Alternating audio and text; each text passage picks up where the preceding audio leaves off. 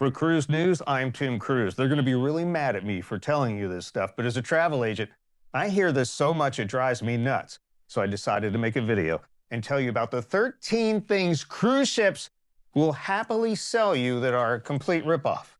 Now look, you already paid thousands to be on this boat. I'm calling it a boat.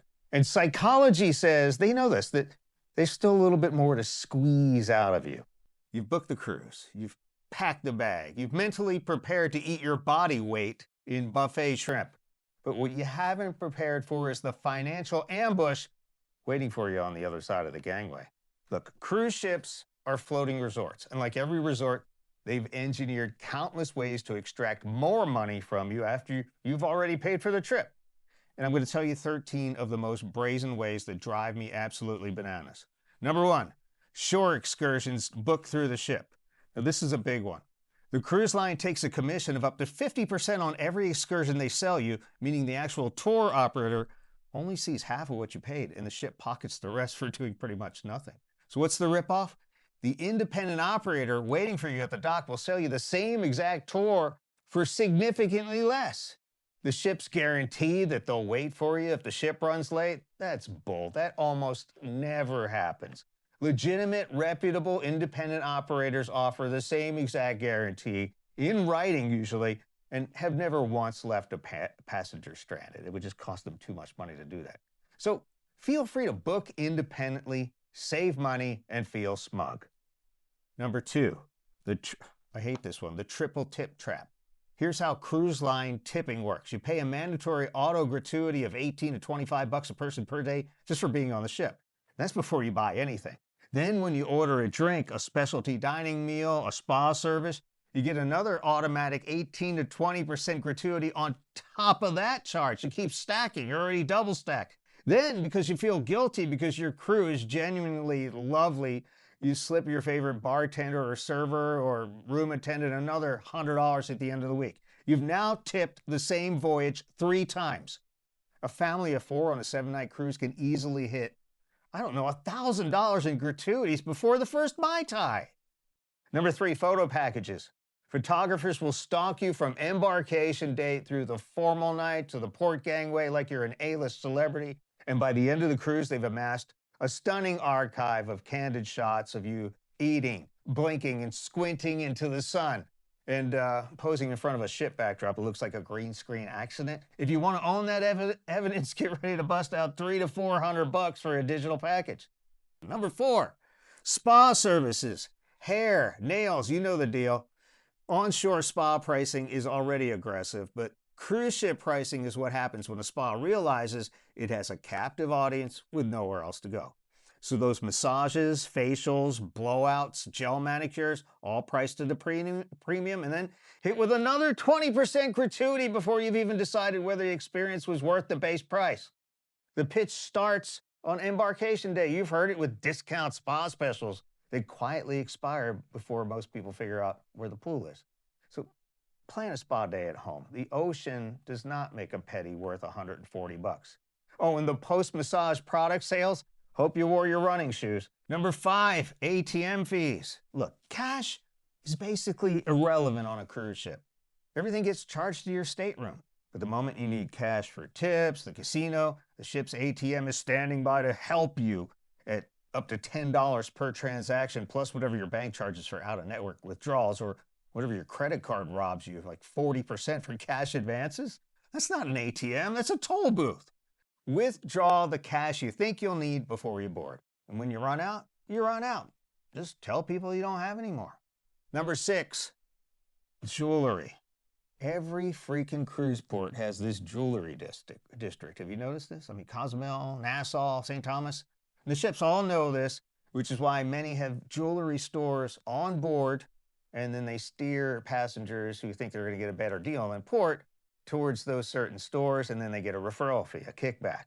The markup on jewelry, whether it's on board or at a partner shop, is ridiculous.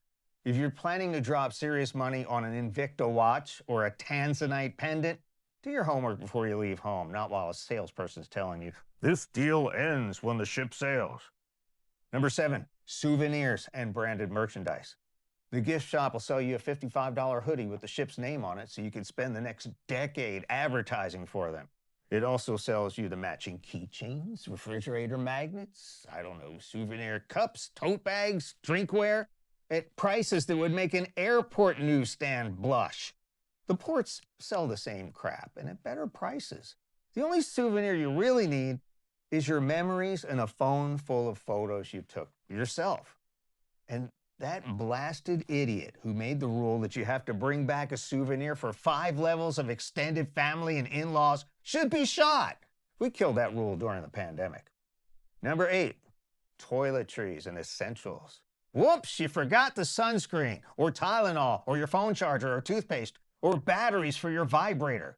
Look, the ship's gift shop has all of this, often at a massive markup, which is the retail equivalent of hostage negotiation. A tube of SPF 50 that costs $4 at Wally World becomes $22 at sea because they can charge that.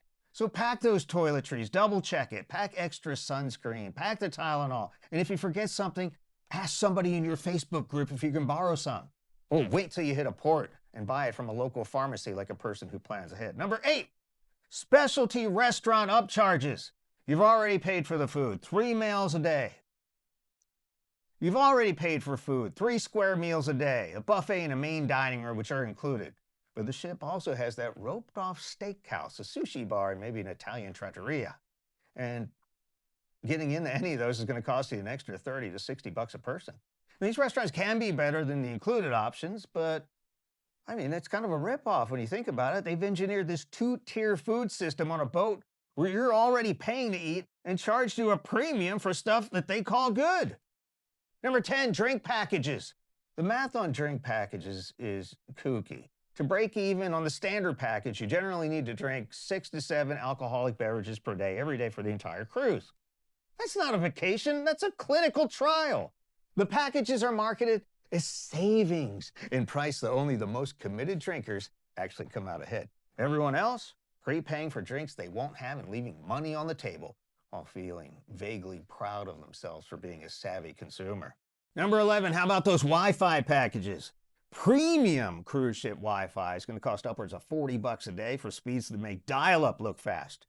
Streaming's going to be a fantasy. Video calls will be a negotiation. Loading a web page could be a commitment. The infrastructure cost of running satellite internet at sea is real, but the gap between what you pay and what you get is its own kind of open water. Most people would be better served by just accepting the digital detox and embracing the fact that they're on a freaking boat. Number 12, the casinos. Cruise ship casinos have worse odds than land-based casinos, commonly known fact. But they know they have a captive audience that's 3 to 5 drinks in, trying to make the drink package work out financially, and they're feeling adventurous, so they've set their odds accordingly.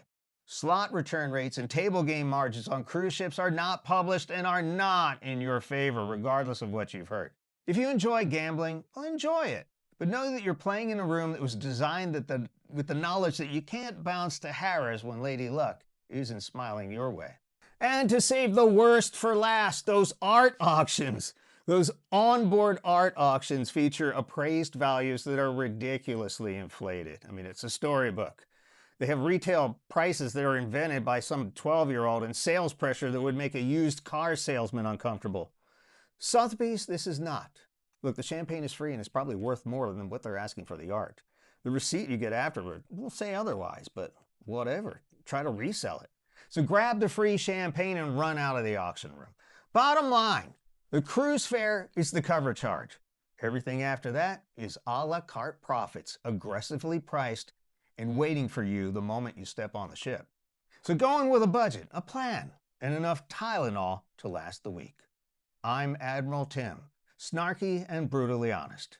Drop a like and let us know if you know of some other cruise rip-offs in the comments below.